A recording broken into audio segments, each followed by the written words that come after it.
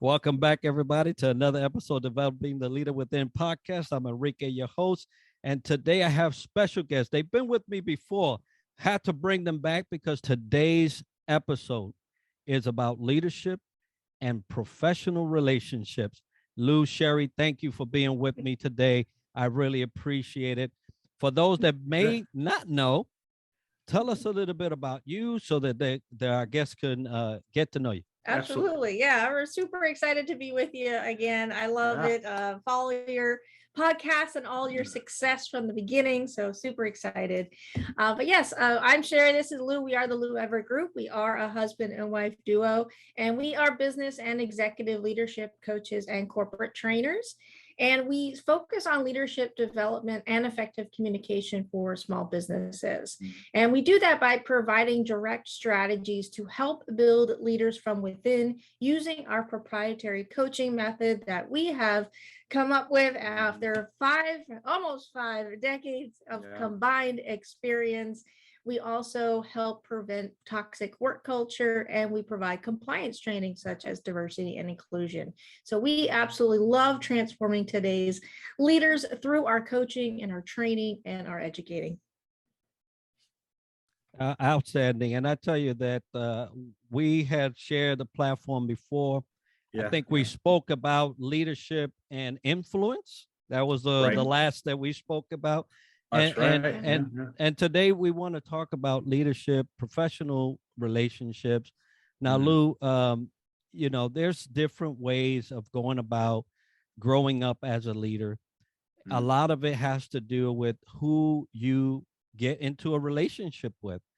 But most importantly, there's this aspect of a leader having a relationship with their teammates, with their co-leaders, with their executive teams. And a lot of times people don't know really where they stand in that relationship. And so what can you tell me about what I should be thinking? I'm a brand new leader. January is coming up. I'm a brand new leader, brand new position. Maybe I'm moving up. What should I be thinking about relationship wise? That's good. Well, bless your heart. Yeah. For accepting the role as a leader, number one. I got to understand something too, right, about leadership is that just because you may have accepted the title that calls you a leader doesn't mean that you weren't before or that you shouldn't have been before. That's the one thing we've got to clearly identify here and understand that we're all leaders in some facet. Now, perhaps we may have made a lot of mistakes along the way and we don't want people following our example. But that's where we can identify what we need to do to improve. And those relationships help there. Okay, that's a big part of ourselves being a successful leader is first of all, choosing the right relationships. Before we even treat that relationship a certain way, we've got to identify the right relationships, right? Because that's where our influence comes in. Even going back to what we talked about previously, is it's all about that. It really is all about influence and how we influence our relationships. Because that's going to determine the level of leadership that we're actually able to influence in other people, right? Was it Jim Rohn, one of my favorite quotes, says that we are the average of the 5 people we spend most of our time with. So who you're spending your time with is going to identify you as a leader and what type of leader you really are. Okay.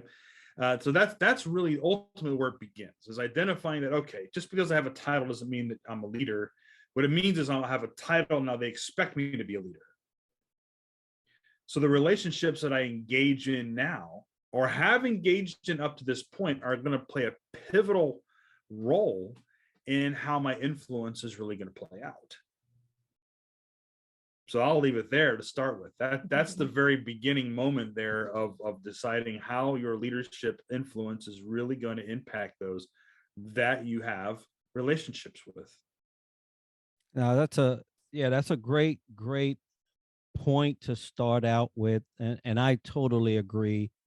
The identification of those you're about to engage in a relationship with is probably more important than actual relationship afterwards, because once you engage in that second phase, you're already in there, right? But you don't have to necessarily go down the road if you can identify the right ones. I also agree with the 5 folks around you. Take a look around you. That is so important and part of self-awareness, to be able to say, wow, maybe I need new friends, right? Maybe I need new coworkers. Where I think I'm going and the vision I have, they may not serve me in that capacity. And so you also have to know that. So great points there, Lou. A lot of people, as they get into positions and start establishing these relationships, have a hard time breaking other relationships. Sure. Now, I know, for instance, in the military, you would go up in rank, and unfortunately, you would not have the same level of relationship due to the fact that now you're at a different level and have to execute at a different level than those around you. How can I adjust to that? Because it will happen, even military or a civilian corporate world, you will have to break some in order to grow some. Yeah, that's true. You see that a lot where once they get to a new role or that level, where there's that fine line. Do I correspond with my peers? Do I mingle with my peers? Or do I want to grow and start hanging out with the people that I want to admire and reach and grow? So, it's funny because we've had in the past too. It's like, well, now I'm this role, and it's like, I can't mingle with certain people. Right. And I don't know, we've gone back and forth on that, right? Like you have learned in the past that you're just like, I keep my personal and professional life separate. Right. You see, you've been with some executives like that. Right? Yeah, there's certain, yes. I mean, and I will venture out here a little bit because I've learned my lessons the hard way over the years in my leadership roles. And the hard way, I mean this as an example. I've been too close to people before I became a leader in title, where I'm too personal. Perhaps we've been so personal, they know a little bit too much about me. Perhaps some of my activities as a fellow employee peer may have crossed the line to more of a friendship level, where we know a lot about each other because that's the role we're in. And then as I promoted to a leader, how do I now turn that into a relationship to where they have to understand that now I'm their manager? Well, what I realized is that the relationships, the influence that you have on people happen before you gain that title. How you approach every relationship is going to determine your long-term influence over the relationship when it comes down to professional. It happens like that in marriage and any kind of life, any kind of life relationship. But as a leader, we've got to understand that the relationships that we have on a peer-to-peer level, that peer-to-peer influence, while we're not even a leader at that moment, or at least in title, that is the most important level of leadership, is being able to lead our peers. Now, a lot of people think this, well, why would I lead my peers? That's like, wouldn't that be more like competition? No, it's not at all. It's what we're talking about here. This is exactly what we're talking about here, is if we can be a successful influencer at the level of our peers, when we're there at that level, to where they want to follow us and be like us because of how we are, how we perform, how we connect with them as a person professionally, and a good, solid professional relationship, that we are willing to help them and develop them regardless of what that means. Even regardless of if they get a title before we do, we're going to influence them on purpose. If we begin there, and we already have our peers wanting to follow us, and because of who we are and how we've built that relationship, when we get that title of leader, guess what that means? That means we're the same person. They know who we are. We've built relationships based on influence and helping one another. And we're going to have a pretty good team now that I'm actually their manager, and they're going to love it. Their leader. They're going to love it because they've worked with me already at that level before I had the title. Does that make sense? Do you see where I'm getting at there?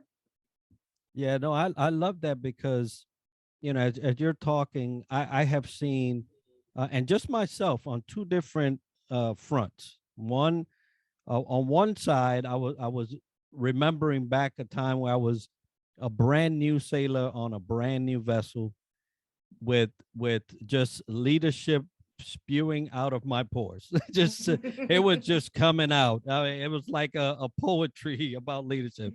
And I at that time I was not a leader. I was brand new, but I already had a reputation for being a leader way before anything ever came up. Mm-hmm. And what happened was that they were almost asking me on a daily, will you just take the leadership role? Will you please just get in? But Right. because of military structure, you just can't do that, right? You can't do it. You have to wait your turn. You have to wait a rank. You have to wait. Sure. And then there was another stance where you mentioned some relationships had been too close. And then when I became a leader, then it was like they thought it was a joke. They Right. thought that it was okay. Now I can get the free burger at Burger King, right? Like, who are you, right? This is the same guy that was hanging out with me now. So, and then it clashed because I had to apply a different approach. So, yeah, I That's love right. that. Makes Love your it. job a little harder. Yeah, it makes your job a little more difficult. It's not that it can't be done. Mhm. It just makes your job a little more difficult when you have had that previous kind of relationship. And to address that, I'll be honest with you, to address that at that level, and maybe you can also share how you handled that piece of it, because I've been there as well, where and it's just a matter of having that conversation, and pull, and that's what I did as I learned my lessons over the years. If there was ever because sometimes wherever we're working, we may actually have known somebody before they got their role, and we referred this person to the company that we're working in, and they're on our team. We're like, oh, this is my buddy from 15 years ago. But then you become a manager and you're managing your buddy. That happens as well, right? I mean, you really can't take that relationship away. And so it's more of and that's happened to me where I've referred somebody in and I'm going to manage them is having that conversation. Hey, listen, Enrique, I've got some really good news, and I'm hoping you can be a part of this news. Is I just got promoted to the supervisor of this department, and I can't be any more excited about it because you're on my team. But I wanted you to be the first to know. What do you think about that? And then allow that person to express themselves in this relationship, in this personal space, before anything like that happens when they're not aware of it. And then being able to have the conversation of barriers and conflict and how we can work through things, because our relationship's a little deeper than perhaps the work relationship. And let's have an agreement that if there's a conflict, that you don't agree with something I do inside of our decision making, that we can certainly talk about that outside of the this arena, and that door is open for you to do that because we have this kind of a relationship. Communication and having that type of open dialogue is really what's important for relationships as you move in the direction of leadership roles.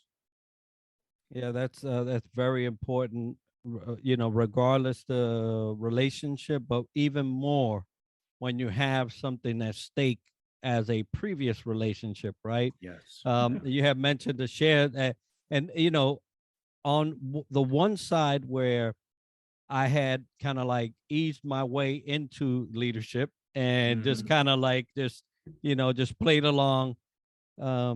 It was just ineffective. The role became an ineffective role because people knew a little more, like a little more than what you would do. And even if, let's say, I was batting at all the cylinders were going on leadership wise, they just could not remove the reflection of the years about who Enrique was and how he was. And so it was a very ineffective leadership role at the time, as opposed to the latter one where I started leading from the group, leading my peers, and then eventually making it up to a leadership position. Everybody was just so happy that this consistent leader from day one was at the helm. And so that was the difference. Big difference. You built the reputation, right? You built the relationship from the beginning, right? You proved who you were over time. And that's what built a camaraderie of people that would say, well, of course Enrique is going to be promoted, because that's who we wanted anyway. We expected that because of XYZ performance that he's done with us. Big difference in relationships, because you have done this over time with the vision in mind of growing and learning and leading your peers. Just because as a leader, when you really understand leadership at its core, you know, what in military probably is, you earn that respect. That's what we call it. We earn the respect. But in reality, on the leadership perspective, we have used our influence over time to earn that respect. That's what earns it. That's how we impact and influence those that are our peers before they have to report to us. Because then it's like they're not really reporting to us. They're just doing what they've always done and expected us to help guide it and lead them. Right.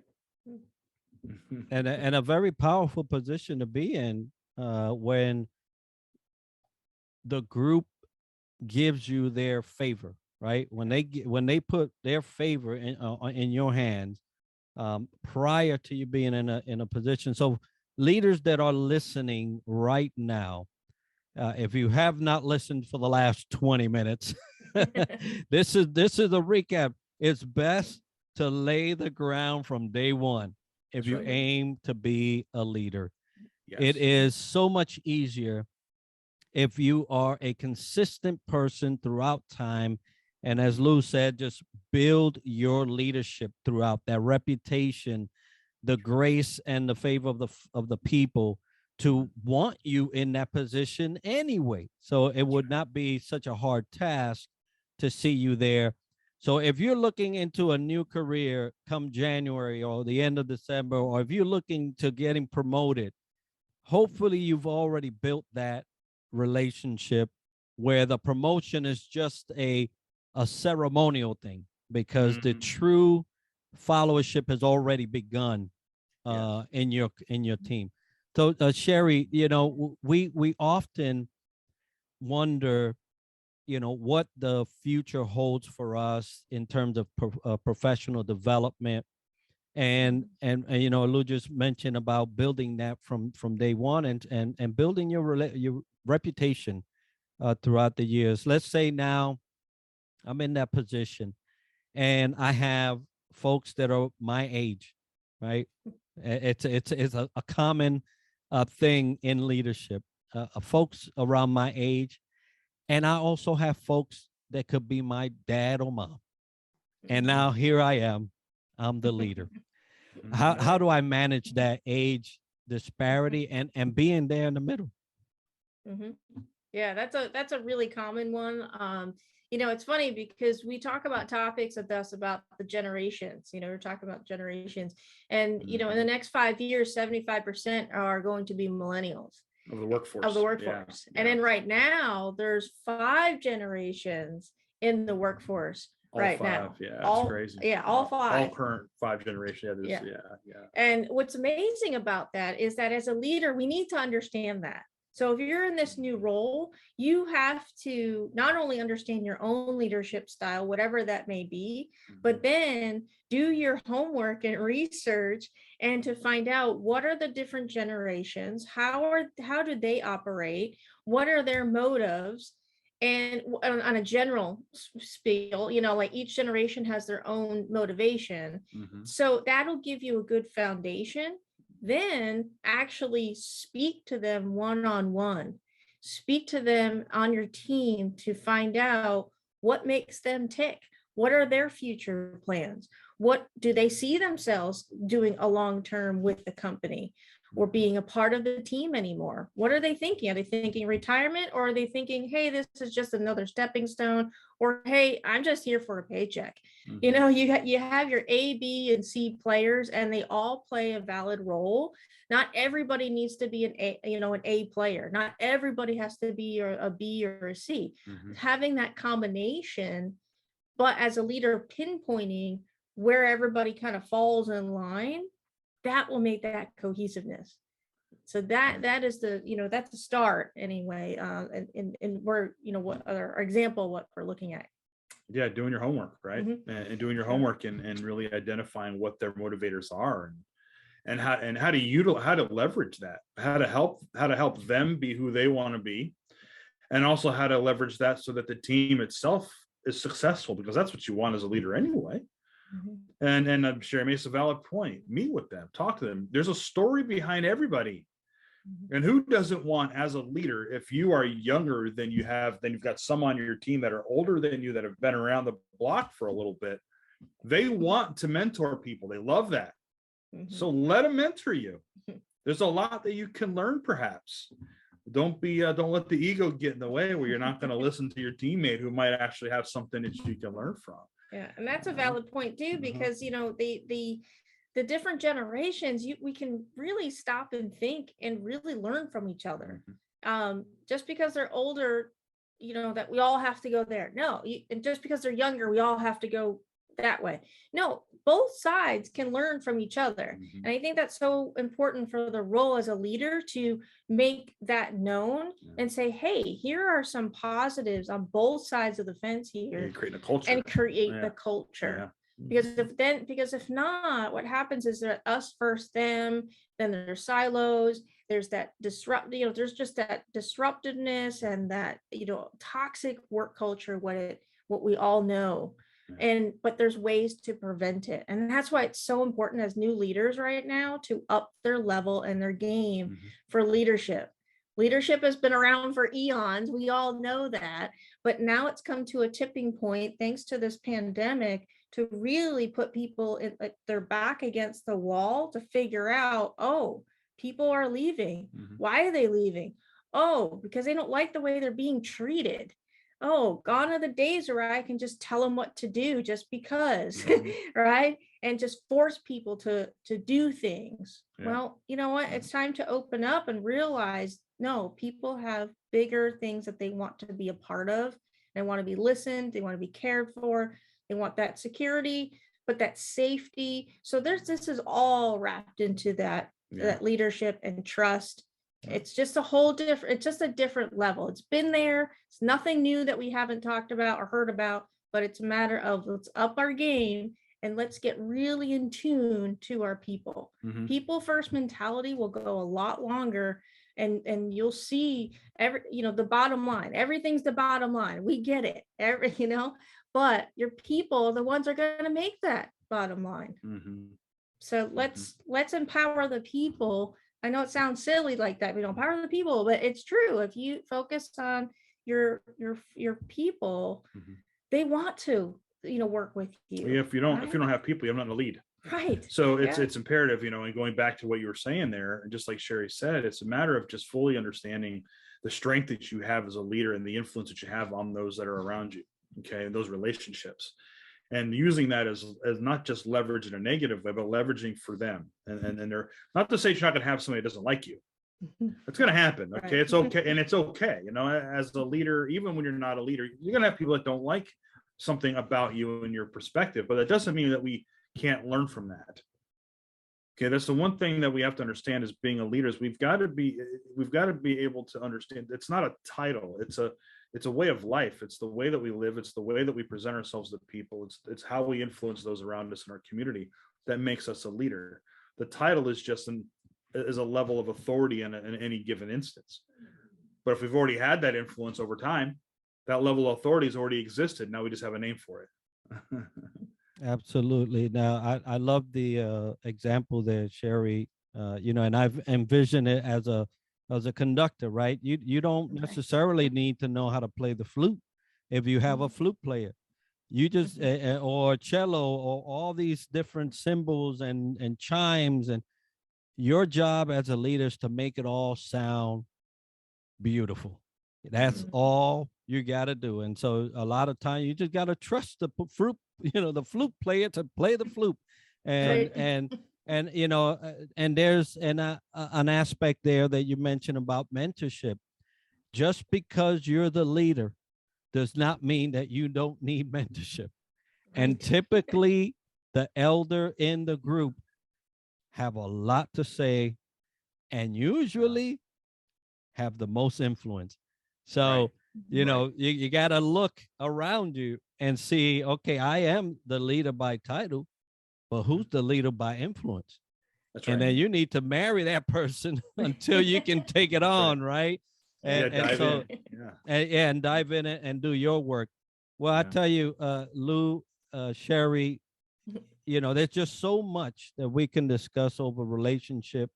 There's just so much that we can really dive into for the new leader. But what would be your top three, both of you, your top three that I should be looking for and considering, if I'm going into this leadership role to ensure that my relationships are intact?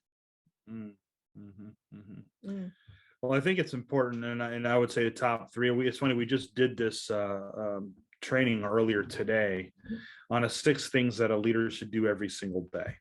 Okay, and it uses the mnemonic leader, the word leader, and there's the 6 specific things. And so I'm going to pick 3 of those that I believe are some of the most important. I think they all are. But learn every day. And I'm just talking about picking up a book and reading it. I'm talking about learning, applying, learning that piece of it, which means the application. And that's another one of these 6 things a leader should do every day is apply.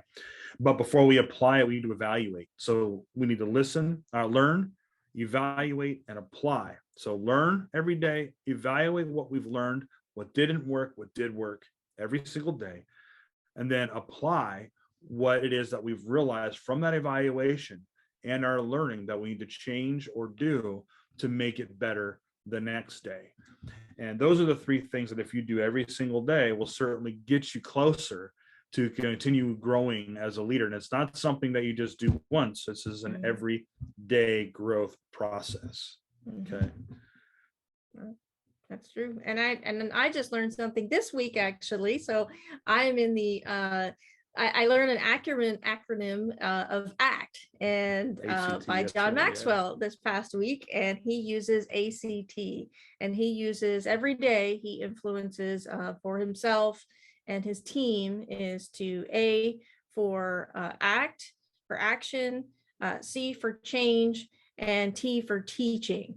So any of those 3, action, change, teaching. Yeah, action, change, and teaching. Something that he needs to apply or change, something he needs to gravitate towards, what he needs to learn about, something he needs to change, at least one thing to prioritize, and then something he needs to teach. And he uses that. So he gives it to other people after he's learned it.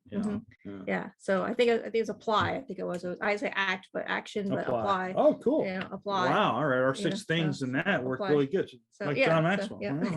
So ACT, I thought that's the short version. I thought that was really. Love that. Yeah. Awesome. So I thought that was apply, and we have apply as well. So it kind of mingles with that. Yeah. Well, I absolutely agree with all those 6 points. And I tell you, if somebody wanted to get a hold of you, Lou, Sherri, for your services, to teach master classes and all those things that you guys provide, how will they do that? Sure. Yes. So we are actually on LinkedIn, on Facebook, and on Instagram. And of course, our website, loueverettgroup.com. Our phone number is there. So yes, we pick up the phone.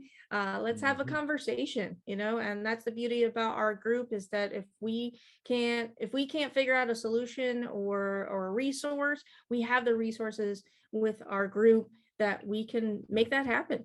If you're picking up the phone, you're not one to pick up the phone. If you're a millennial and you prefer texting, that number accepts text too. And we return texts. Yeah. Crazy, isn't it? I tell you, folks, you will not regret texting, phoning, emailing.